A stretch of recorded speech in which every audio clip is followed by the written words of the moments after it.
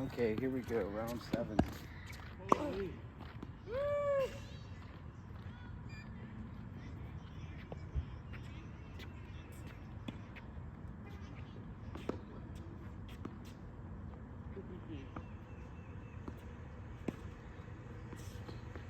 Ah.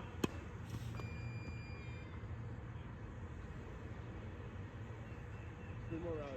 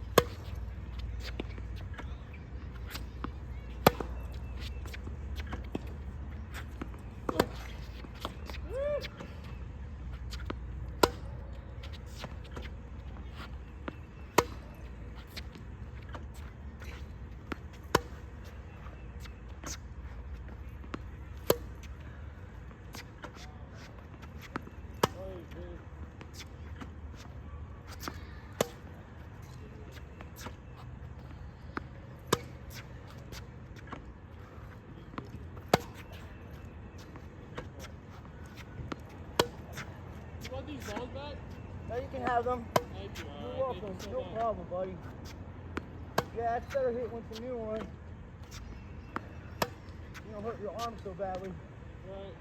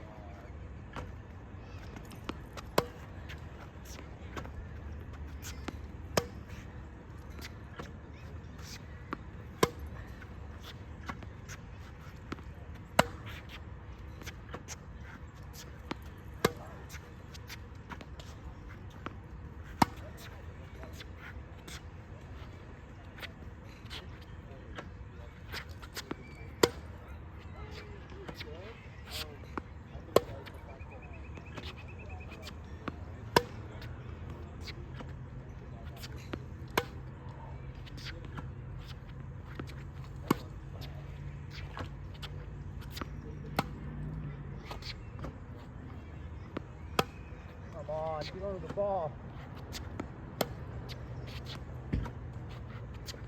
This fucking thing. For fuck's sake.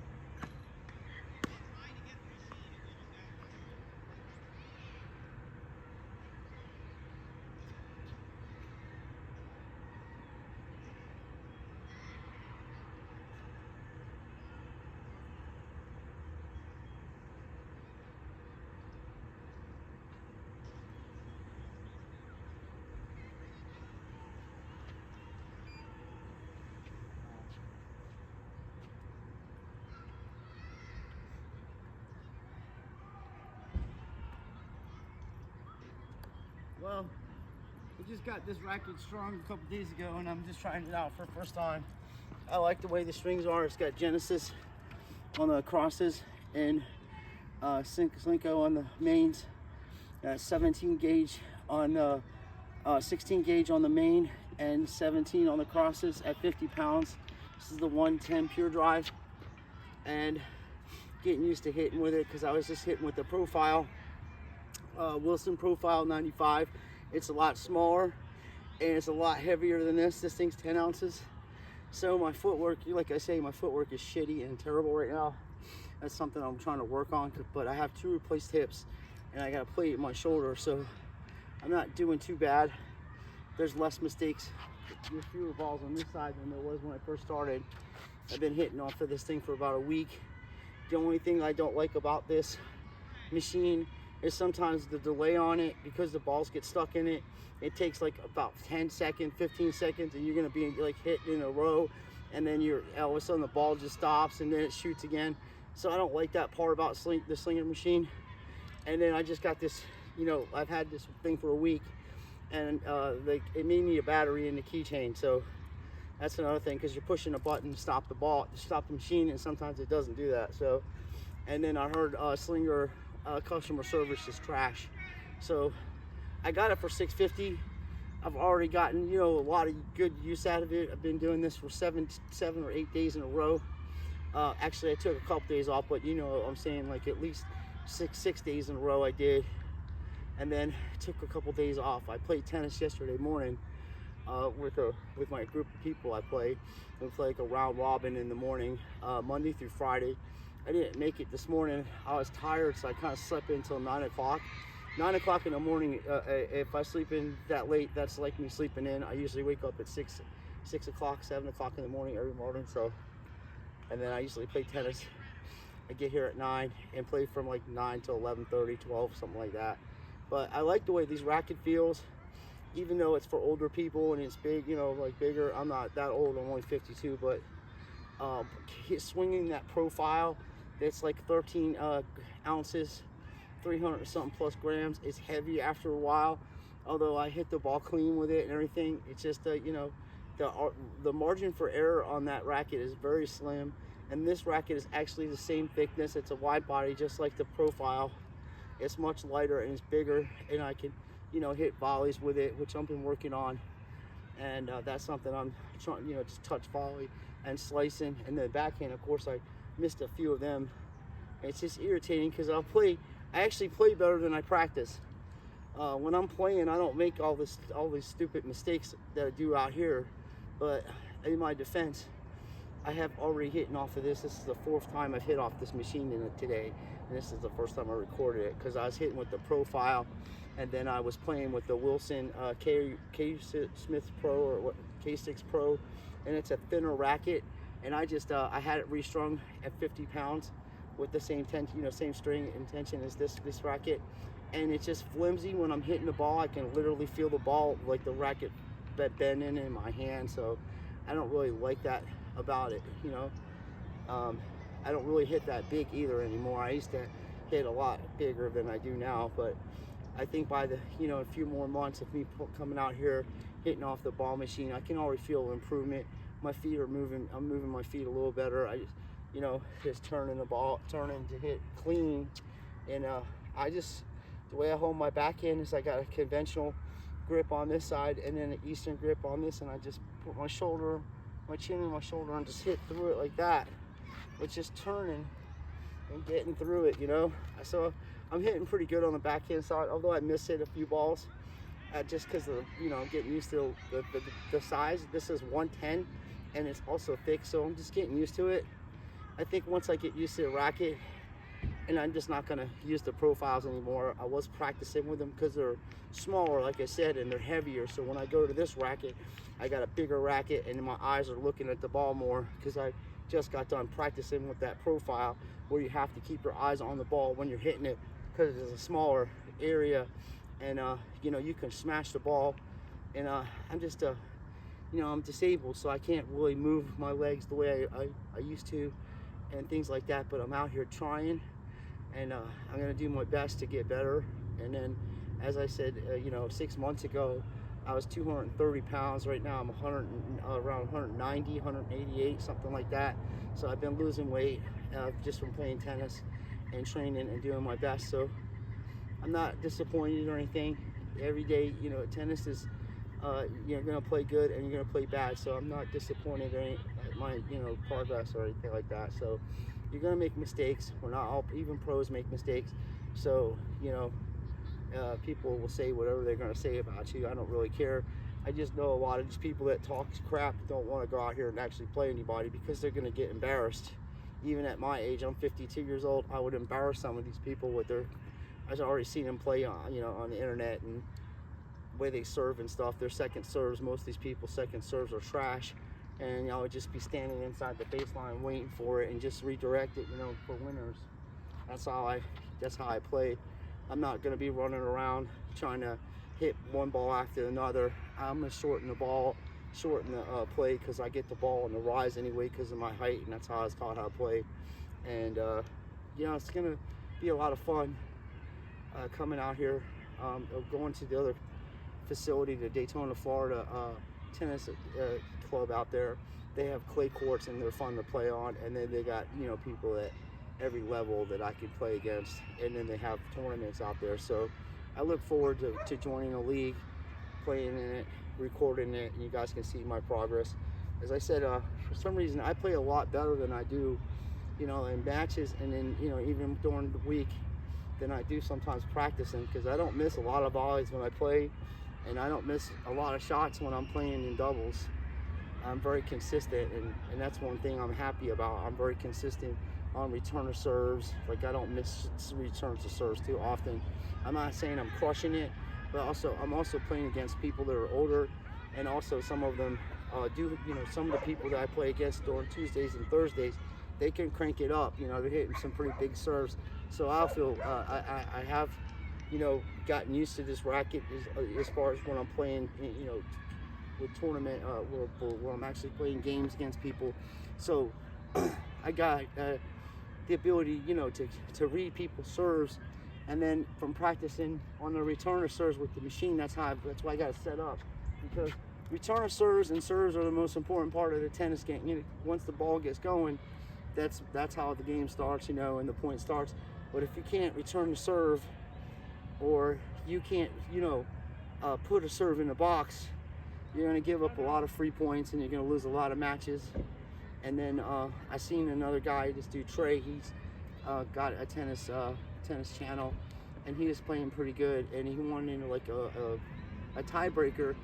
And I noticed a lot of the times that he was missing his shots, which happens to a lot of us, is that he was hitting his shots open stance and then kind of stopping through it, So if you hit open stance, you have to swing through it all the way, and you have to get underneath the ball. But sometimes, like on return stuff, all you do is have a quick return because the ball's going so fast you can't really step into it.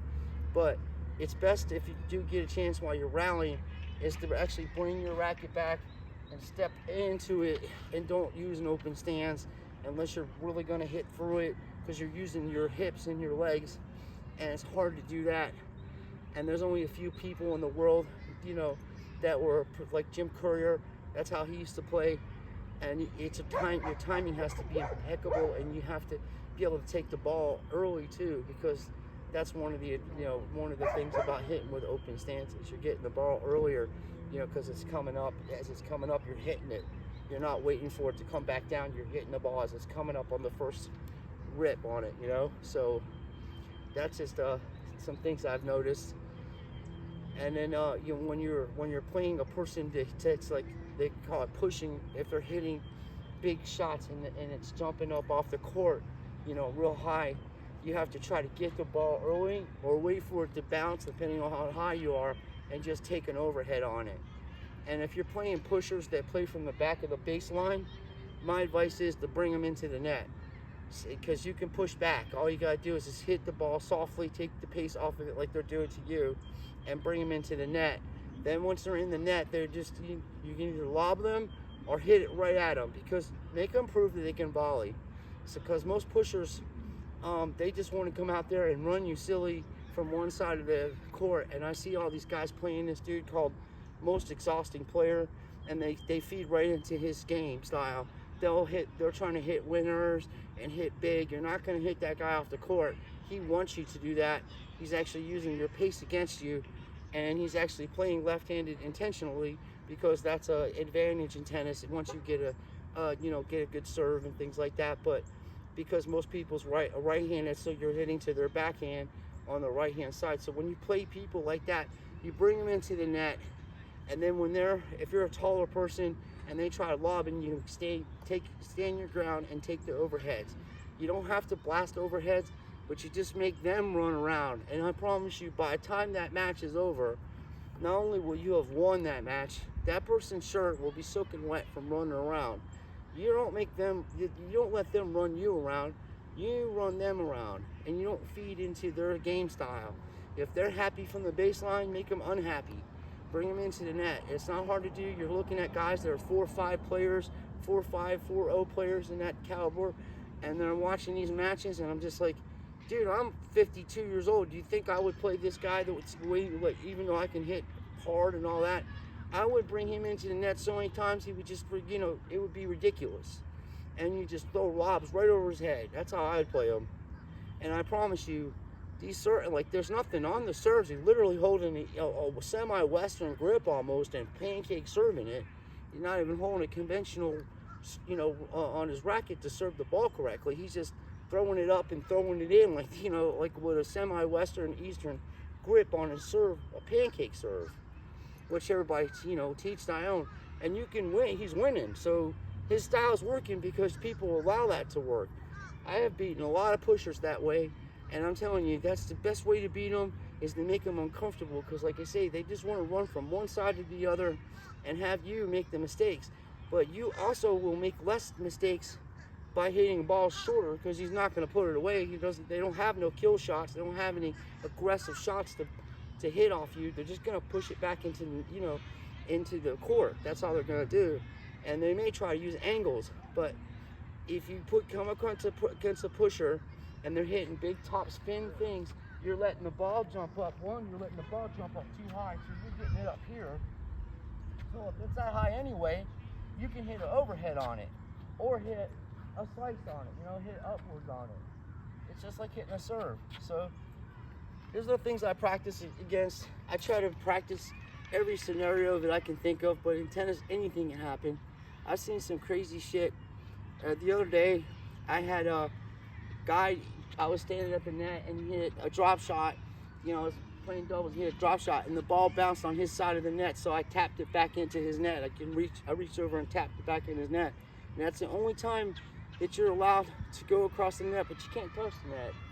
It's the only time you're allowed to go on your side of your opponent's side of the net, is when that ball bounces on your side and goes back over before it bounces twice. You can tap it back into the net. It was crazy, but then they got people like, oh, that's an illegal shot. No, it's not. If you don't touch the net, it's not a legal shot. But people think they know everything. So the next point after that, I just whipped one down the line on his harder serve, because the guy was trying to be a dick about stuff, and I wasn't saying nothing. I'm like, dude, it's totally in the USTA rule book. If a ball comes on one side of the net, and it goes on the other, you're allowed to tap it into the net. So, and then actions speak louder than words. The people that want to talk stuff are the ones that don't practice that often, and they're too busy drinking beers or talking on live stream, talking bullshit about people's channels. So just ignore them, do your best you can do, and just keep practicing the best you can do, and that's all you can do. Thanks for watching, and I appreciate your time. Have a good evening. Thank you, Stefan and Nathan, for all your help and support. And Looney Tune Tennis is pretty good. He come by the other night and was watching my channel, and I was watching his match he had. He had a pretty good match. So thanks for the support to everybody, and I appreciate your time, and have a blessed day.